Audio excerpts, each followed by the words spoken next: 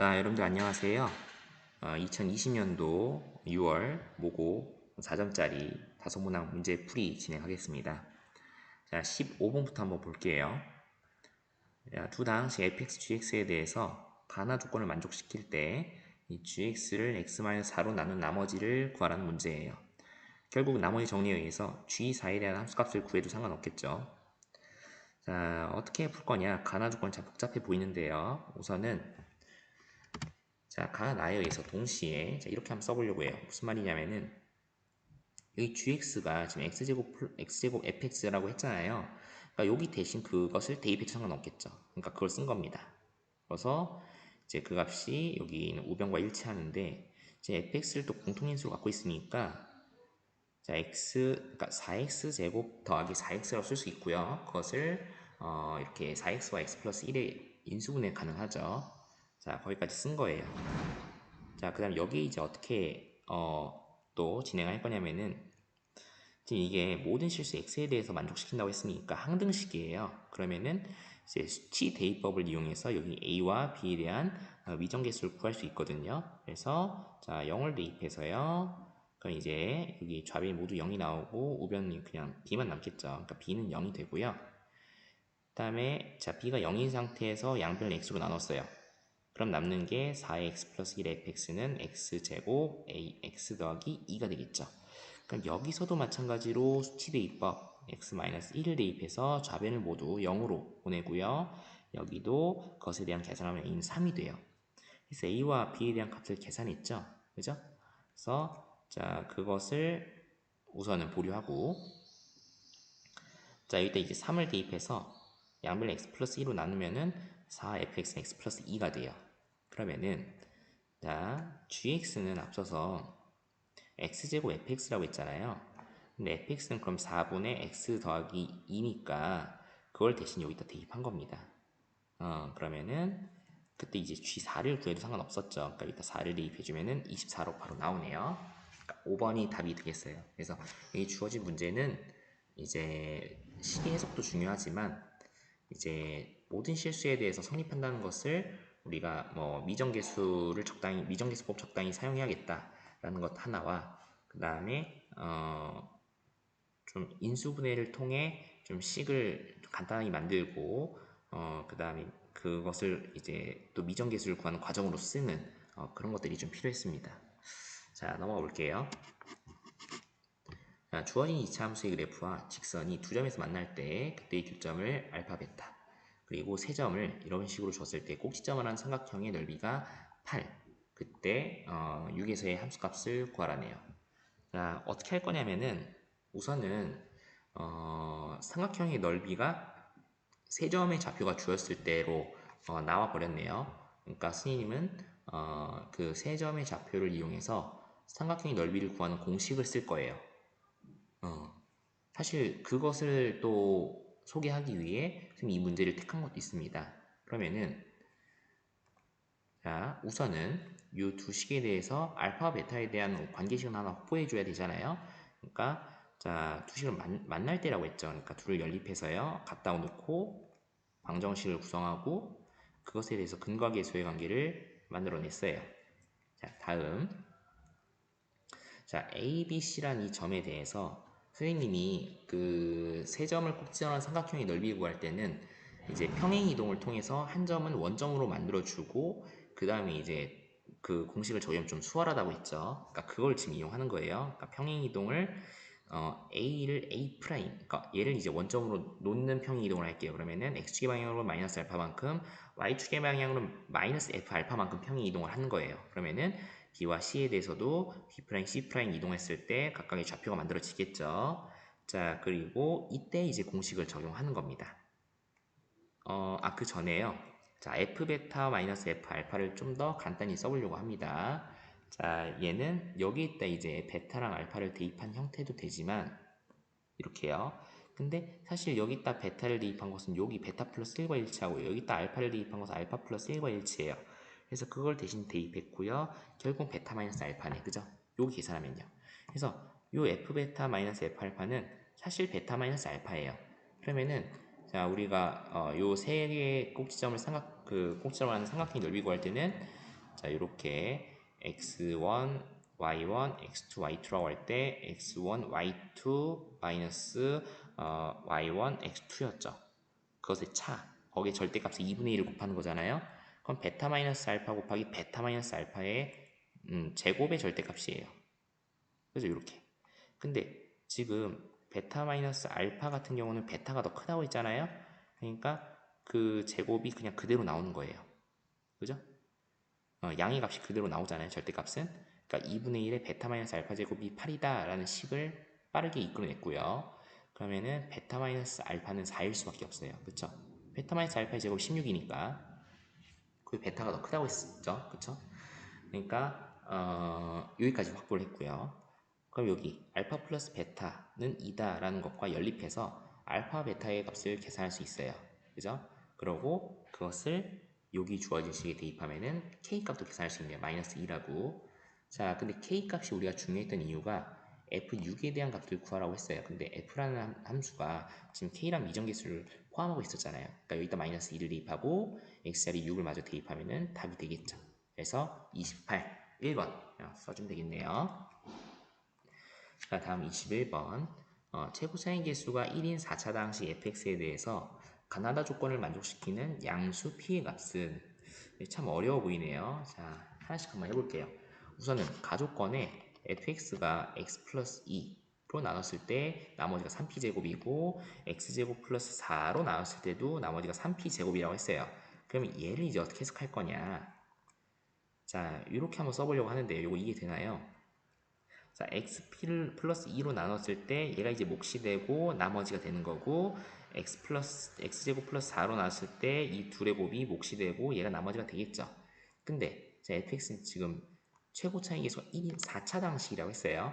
그럼 둘의 곱만으로는 지금 3차식이 되니까 적당히 쓰면 x 플러스 2라고 하나의 항을 1차 항을 둬서 4차 항이 되도록 했고요. 그러니까 4차식이 되도록 했고요. 다 곱했을 때 그다음에 최고 차이 계수가 1이라고 했으니까 여기에 굳이 또 뭐 적당한 미정 개수를 안 곱한 거예요.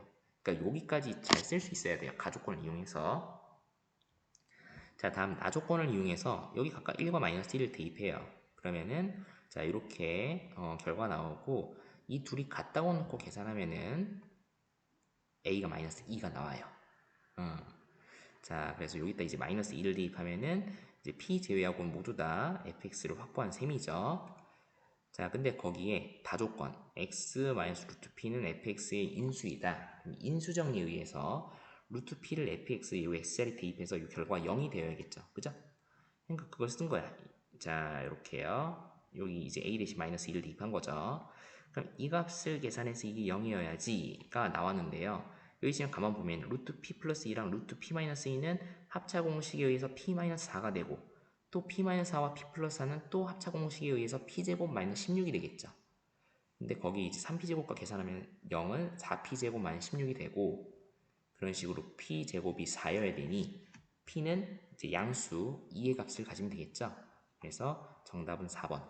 그러니까 이 주어진 문제는 이 두 개의 어떠한 재수의 표현으로 나머지를 공통으로 갖는다는 것을 통해 이제 fx를 이렇게 적당히 뭐 개수가 1인 것과 4차식이라는 뭐 조건도 당연히 중요하죠. 그러니까 이렇게 이제 구성할 수 있는 그러니까 첫 단추를 잘 게임했어야 돼요. 나머지는 이제 그냥 시킨 대로만 하면 됐었죠. 뭐 인수정 이용하는 것 그런 것들요. 자, 다음 28번. 자, 두 양수 PQ에 대해서 자, 주어진 이차 함수가 이 가나 조건을 만족할 때 P제곱과 Q제곱의 합을 구하는 거예요. 자, 하나씩 한번 해볼게요. 우선은 y는 fx의 그래프는 x축과 접해야 된대요. 그러면은 결국 여기 있는 주어진 식이 0과 일치한다고 방정식을 구성했을 때 판별식이 0하고 일치해야겠죠. 그죠? 요건 이제 2차 곡선과 x축과의 위치 관계에 의해서 여러분들이 배웠습니다.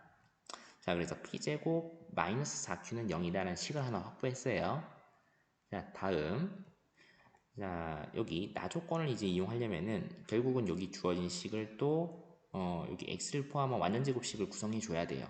왜냐면 또 최소값 뭐 이런 식의 표현이 있잖아요. 그러니까 2차 함수에 대해서 최소값이나 최대값이 뭔가 조건을 제시됐어요. 그러면은 이게 아래로 볼록인지 위로 볼록인지 아니면 정의역이 뭐 그쵸 이렇게 마이너스 p와 p 이 사이에서 존재한다면은 뭐 그것들을 토대로 이제 어느 그 원소에서 어느 정역의 원소에서 이 마이너스 54라는 함수값을 갖게 할지를 따지기 위해서는 이렇게 완전 제곱식을 구성하는 이 과정이 정말 중요해요. 그래서 이렇게 만들었고요. 그럼 2분의 p에서 꼭지점을 갖겠죠. 근데 그 2분의 p는 당연히 이 범위 안에서 존재하고요. 그 다음에 지금 마이너스이기 때문에 위로 볼록이에요. 그러면은 위로 볼록인데 최소값을 이렇게 갖는다면은 꼭지점에서는 최소값을 못 갖겠죠. 그러니까 결국은 이제 마이너스 p나 p에서 최소값을 가질 텐데 지금 2분의 p에서 선생님이 떨어진 정도가 더 큰 값에서 최소값을 갖는다고 한번 설명한 적이 있었어요. 예전 그 모의고사에서요. 그래서 지금 결국 이제 마이너스 p가 되겠죠. 왜냐면 2분의 p에서 p만큼은 2분의 p만큼의 간격인데 2분의 p에서 마이너스 p는 2분의 3p만큼의 간격이잖아요. 그러니까 간격이 더 크죠. 그러면 이제 그 중심을 기준으로 좀 더 더 그 값이 작은 그런 함수값을 가질 거고, 그죠? 그래서 마이너스 p에서 최소값을 갖는다는 것을 이끌어내서 그때 마이너스 54가 된다. 이렇게 식을 하나 얻을 수 있어요. 이게 중요해요. 자, 그래서 식을 두 개 얻었어요. p제곱과 q에 대한 식을 이 둘을 이제 연립하면 되겠죠. 그래서 자, 지금 p제곱은 4q가 되니까 여기 대신 이제 4q를 대입할 수 있겠죠. 그러면 q는 6이 되고요. 그 6을 뭐 여기 한 여기 다 대입할 수 있겠죠. 그래서 이제 p제곱은 24가 돼요.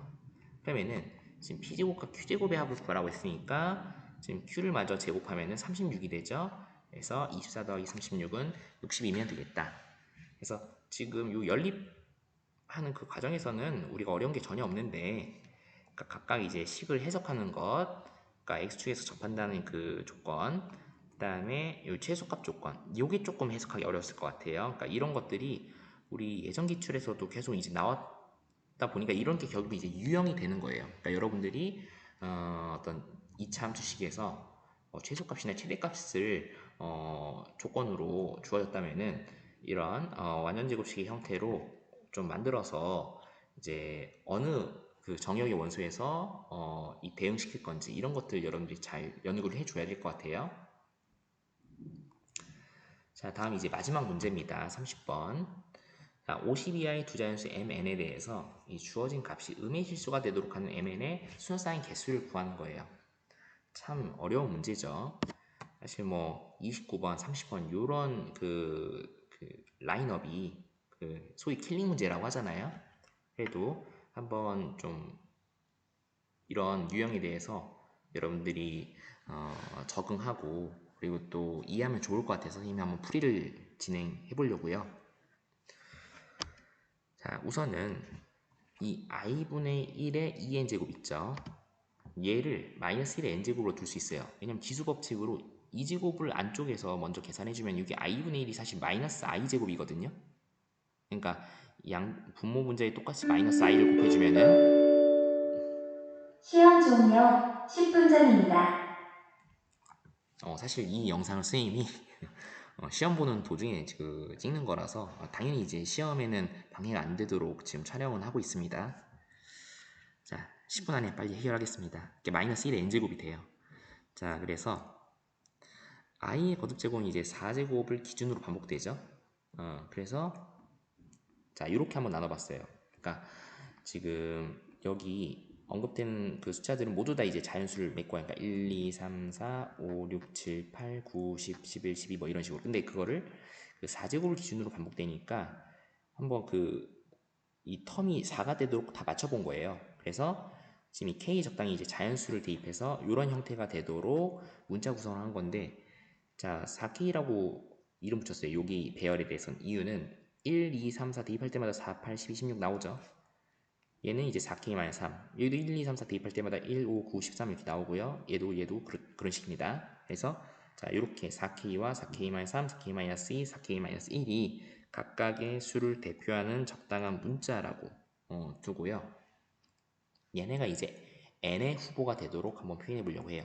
그래서 n이 4K면은 자, 주어진 요 식을 지금 이렇게 쓸 수 있는 거잖아요. 이 i분의 1의 2n제곱이 마이너스 1의 n제곱이 된다고 했으니까 자, 이 n의 4k를 위치하면은 2가 돼요. 2m제곱, 그죠? 자, 우선 하나씩 해볼게요. 자, n이 4k-3일 때는 여기 각각 4k-3을 대입하면은 이제 i랑 마이너스 1이 돼요. 왜냐면은 여기다 이제 1 대입해도 똑같거든요. 1을 대입하면은 그죠? 그 다음에 n에 4k-1을 대입하면 여기다 1을 대입한 것과 똑같아요. 어차피 나머지는 다 그 거듭식을 4를 기준으로 반복되기 때문에 다 똑같아요. 그 마이너스과 1이 돼서 이 0이 되네 그냥. 0의 n제곱 0이죠. 그 다음에 4k-1을 n자리 대입하면은 마이너스 i 마이너스 1의 m제곱이 돼요. 그러면은 자 지금 우린 이 결과가 여긴 결과가 제일 우변의 결과가 음수가 되길 바래요. 그럼 2의 m제곱은 m에 지금 자연수가 대입될 건데 음의 실수가 될 리가 없죠. 이 0도 마찬가지잖아요. 그러니까 이 둘은 제외하고요. i-1의 m제곱과 -i-1의 m제곱 이 둘에 대해서만 한번 해석해 보려고 해요. 자 그럼 이제 m을 어떻게 할 거냐. 자 표를 하나 만들어 봤어요. 이것도 좀 노가다 비슷한 느낌인데요. 자 m에 대해서 이 두 식을 한번 1, 2, 3, 4, 5, 6, 7, 8까지 대입해서 쭉 써봤어요. 그러니까 이런 과정이 필요해 킬링 문제가. 자 해보니까 i-1, -2i 뭐 이런 식이 나오죠. 근데 지금 보니까 이 결과가 음의 실수가 되는 게 마이너스 4, 6 되네요. 그쵸? 또 없어요. 그러니까 얘는 이제 16이니까 양의 실수죠. 그럼 이런 패턴으로 봤을 때 결국은 이 4의 거듭제곱 형태에서 실수가 나오잖아요. 그러니까 우리는 우선 실수가 나오면서도 음의 실수가 나오길 바라니까 여기 1, 2, 3이나 5, 6, 7 이런 것들은 다 제외하고 4, 8, 16, 20 이런 식의 4의 배수인 m의 거듭제곱에서 실수들이 나올 텐데 그러면서도 음의 실수가 나오는 것은 뭐일 수밖에 없겠다. 이 8 제외하고 그러니까 4, 8, 12 하면은 8 제외하고 바로 12로 넘어가야겠죠. 또 16 제외하고 또 20으로 넘어가겠어요. 그쵸? 그러니까 4, 12, 20 이런 식으로 우리가 자연수를 갖는 것의 m의 개수를 찾으면 된다는 거예요. 사실 얘도 마찬가지죠. 여기 이 두 번째 표현도 그런 식으로 음의 실수가 등장하잖아요. 그래서 자, 얘 정리해 보면요. n이 4k-3이고 n이 4k-1일 때 우선은 음의 실수가 나올 수 있는 후보들이고 그때 m의 값이 4, 8 건너뛰고 12, 16 건너뛰고 20 뭐 이런 식으로 나와주는데 그것을 8일-4라고 썼어요. 여기다 1 대입하면 또 4가 되고요. 1 대입하면은 12가 되고 뭐 그런 식이죠. 선생님이 아까 언급했던 그런 자연수만 나오도록 하는 그런 문자 포함한 식이에요.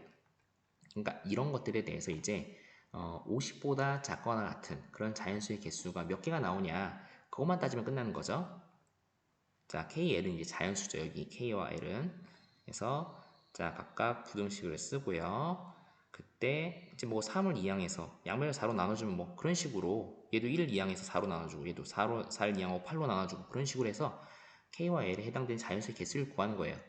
빠르게 구해봤어요. 그랬더니 K는 13개, 여기는 이제 뭐 같은 문자를 쓰긴 했지만 여기는 이제 K12가 나오고요. 요 부등식을 만족하는 각각 만족하는 L의 그 개수는 자연수 개수는 6개가 나와요. 그러면은 이게 순서쌍이잖아요. 그건 뭐예요? L이라는 순서쌍을 구성할 텐데 여기서 13개 나오고 6개 나오니까 결국 뭐예요? 곱해줘야 돼요. 순서쌍은. 그러니까 여기서 만약에 자 예를 듭시다. 자, 이 K에 13개라 하면 1부터 13까지 가능하다는 거고요. L은 6개라 하면 1부터 6까지 자연수가 가능하다는 거예요. 그러면 1,1 가능하죠. 1,2 가능하죠. 1,3 가능하죠. 그런 식으로 1에 대해서 총 6개가 가능해요. 1,6까지. 그럼 1에 대해서 6개 가능하면 2에 대해서도 2,1, 2,2, 2,6까지 6개 가능하겠죠. 그런 식으로 13개 있다는 거니까 결국 뭐예요? 13과 6을 곱하면 그 수서쌍의 개수가 모두 다 나온다는 얘기죠. 비슷하게 12와 6도 곱해서 그에 해당 수서쌍의 개수를 계산할 수 있어요. 그래서 각각 78과 72고 얘네들을 더해주면 총 우리가 원하는 수서쌍의 개수인 150개를 구할 수 있겠죠. 자, 이렇게 해서 우리가 소위 킬링 문제 한번 풀어봤는데요. 참 어렵죠. 그렇죠? 따져야 될 것도 너무 많고요. 생각해야 될 것도 너무 많고. 자, 그래서 이제 선생님의 그 취지는 이제 킬링 문제를 꼭 풀어야 된다라기보다는 그러니까 이런 느낌이고 그 다음에 이런 패턴들이 또 나중에도 등장할 수 있기 때문에 한번 그냥 접해보고 연습하는 건 어떨까라는 거죠. 꼭 풀어서 맞춰야겠다 이건 아닙니다. 그러니까 한번 뭐 경험 삼아 풀이를 봤다 생각하면 좋을 것 같아요. 자, 오늘도 고생 많았고요. 여기까지 하는 걸로 합시다.